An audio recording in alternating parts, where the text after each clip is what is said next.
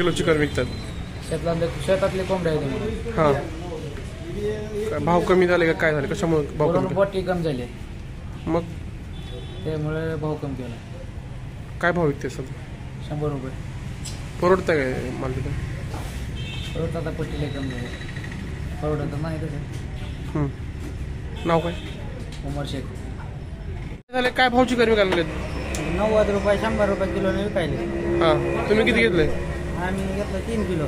हां, भाव कमी 90 रुपये जेवण आहे, 100 रुपये तोडून आहे.